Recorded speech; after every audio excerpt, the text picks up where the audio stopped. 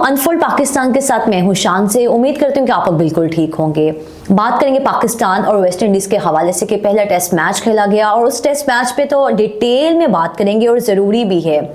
Match जीत के अगर आप सेटिस्फाई नहीं है इस जीत से तो आप कैसे कह सकते हैं कि आप मैच जीते हैं, और किस तरह से आप जश्न मना रहे हैं इस जीत का कि जब आपने अपने स्पिनर्स के हक में, स्पिनर्स के फेवर में पिचेस बना दी, कंडीशंस बना दी, और उसके बाद अगर आप इस चीज़ का दावा करें कि आपने इस तरह के प्लेयर्स टीम में लाए या फिर इस तरह की आपने सिलेक्शन की कि आपके प्लेयर्स ने आपको मैच जितवा के दिया, अगर आप विकेटें ही बना उनके लिए रहे हैं अपनी टीम के लिए, तो फिर आप तो बाद में ये नहीं कह सकते। खैर आकिब जवेद ने ये फॉर्मूला आजमाया था आखिरी सीरीज में, होम सीरीज में, और उसमें वो कामयाब भी रहे थे। लेकिन जहां तक बात है कि आपके दो मेन स्पिनर्स हैं, आपने इस मैच में सिर्फ 4 बॉलर्स के साथ गए, जिसमें एक पेसर थे, 3 स्पिनर्स थे, नुमान थे, साजिद थे और अबरार अहमद थे। लेकिन अबरार ने कोई इस तरह के परफॉर्म करके नहीं दिखाया कि आप बाद में कहें कि आपके इस यंग ब्लड ने इस मैच में परफॉर्म किया या विकेटें ली हैं।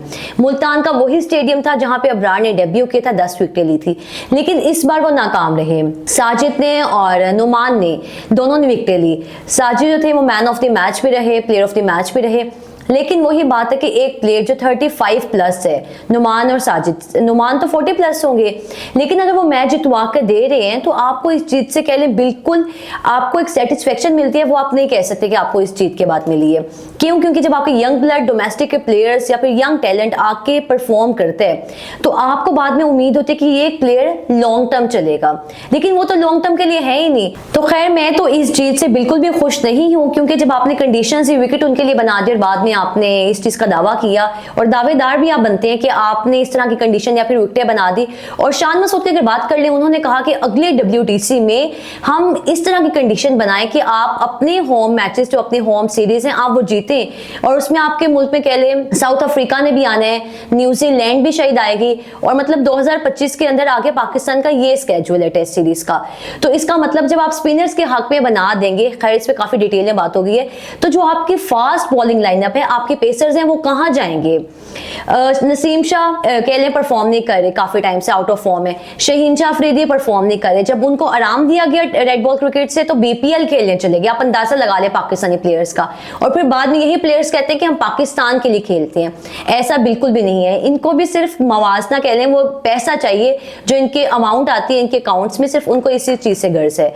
तो शहीन भी वहां पे BPL खेल रहे हैं, आए थे ड्राफ्ट में, एक दिन के बाद चले गए। और उसके बाद अगर आप देख रहे हैं खुर्रम शहजाद जो है, उनको मैच दिया गया पहला जो पाकिस्तान वेस्ट इंडीज का था, और 1 ओवर दिया गया जिसमें उन्होंने 7 रन उनको पड़े, और उसके बाद उनसे 1 ओवर भी नहीं करवाया गया, सिर्फ इस लालच में कि आपके स्पिनर्स को वहां पे हेल्प मिल रही है, विकेटें मिल रही हैं, आप उसी चीज पे जाई जा रहे थे। मतलब कि अगर आपने डोमेस्टिक में इस तरह की विकेटें बना दिए जहां फ्लैट कंडीशन है, और उसके बाद आप सिर्फ मैच जीतने के लिए आपने बिल्कुल ही ड्राई पिच बना दी है कि आपके स्पिनर्स को वहां पे फायदा मिलेगा। तो वही बात रिजवान ने भी की थी प्रेस कॉन्फ्रेंस में कि आप डोमेस्टिक में इस तरह की पिचें बना दें। लेकिन वही बात है कि अगर पाकिस्तान जब टीम है या फिर एशियन टीम्स हैं, वो बाहर जाती हैं जहां पे बाउंसी ट्रैक होते हैं, वहां पे जाके परफॉर्म नहीं कर पाती, फिर आप यही कहते हैं कि साउथ अफ्रीका में या फिर ऑस्ट्रेलिया में आपके प्लेयर्स जो है नाकाम है, इनको तो बाउंसर इनसे खेला नहीं जाता, इनसे तेज पिचों पे खेला नहीं जाता, तो फिर यही नतीजे होते हैं। मतलब पाकिस्तान जो क्रिकेट बोर्ड है सिर्फ चंद एक मैचेस के लिए, कहते हैं कि छोटी सी खुशियों के लिए आप लोग अपने आने वाले टाइम में आप लोग काफी अपने लिए मसले खड़े कर रहे हैं, और ये वही चीजें हो रही हैं। खैर बाकी अगर प्लेयर्स की बात कर लें इंडिविजुअल लेवल पे, तो शान मसूद ने 52 रन बनाए सेकंड इनिंग्स में, पहली में 11 किए। शान जो है हमेशा पहली इनिंग्स में कह लें कि नाकाम ही रहते हैं, नहीं परफॉर्म कर पाते। सेकंड इनिंग्स में वो अवेयर हो जाते हैं, कंडीशंस को रीड कर लेते हैं, और कहने को पाकिस्तान के कप्तान है, और एवरेज अगर आप उनकी उठा के देख लें आपको आइडिया हो जाएगा।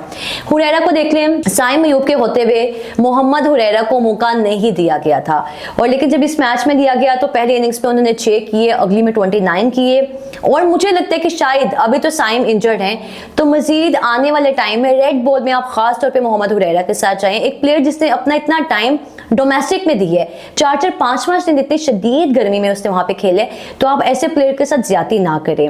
और बाबर आजम, क्या बात है, कप्तान बाबर आजम दोनों इनिंग्स में फिर नाकाम रहे, बहुत सी उम्मीदें थी कि शायद ट्राई सीरीज से पहले, चैंपियंस ट्रॉफी से पहले बाबर जो है परफॉर्म कर लें पाकिस्तान टीम के लिए। कहीं ना कहीं फैंस को उम्मीद भी थी कि शायद 83 रन के बाद अब बाबर की अगली 100 आएगी, लेकिन बाबर आजम जो है शायद पता नहीं वो भी नसीम शाह और शहीन शाह वाले ट्रैक पर चल पड़े हैं, वो उनका भी बिल्कुल इरादा नहीं है अच्छा खेलने का।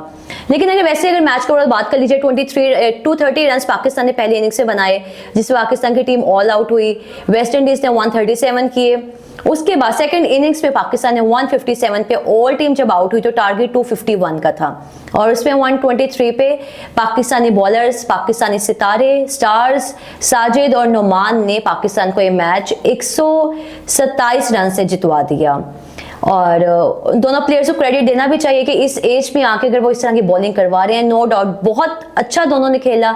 जहां पे बैटिंग की अगर बात कर लें, साजिद ने बैटिंग में भी पहली इनिंग्स में आगे खेल के दिया, आपको परफॉर्म करके दिखाया, और आपने उनके साथ ज्यादती की।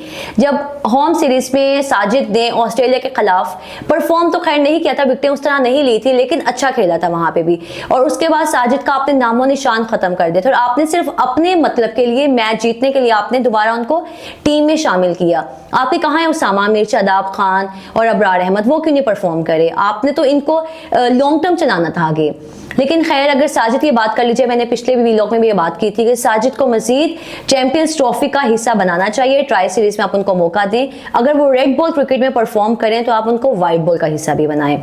और इसी के साथ मुझे इजाजत दीजिए, अपना बहुत सारा ख्याल रखिएगा। अल्लाह हाफिज।